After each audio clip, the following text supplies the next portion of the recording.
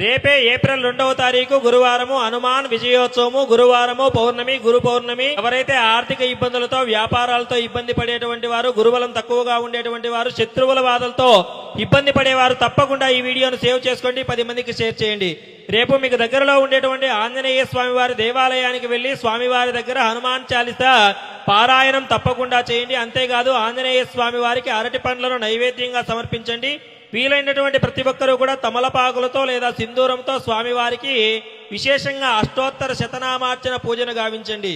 నవగ్రహాలలో ఉండేటువంటి గురువు వద్ద విశేషంగా రేపు గురువుకి పూజా కార్యక్రమాలు చేయండి. వీలైనటువంటి వారు దక్షిణామూర్తి దేవాలయము లేదా శివాలయానికి వెళ్లి స్వామివారిని దర్శించుకోండి, చాలా మంచి జరుగుతుంది. వీలైనటువంటి వారు రేపు శనగలను పేద ప్రజలకు లేదా సద్బ్రాహ్మణులకు దానం చేయండి, చాలా మంచిది. ఈ వీడియోని మీ బంధుమిత్రులందరికీ షేర్ చేయండి. దైవానుగ్రహం పేరుని ఎల్లవెల్లా ఫాలో అవుతూ ఉండండి. జై హనుమాన్ అని కామెంట్ చేసి వీడియోని లైక్ చేయండి మిత్రులారా.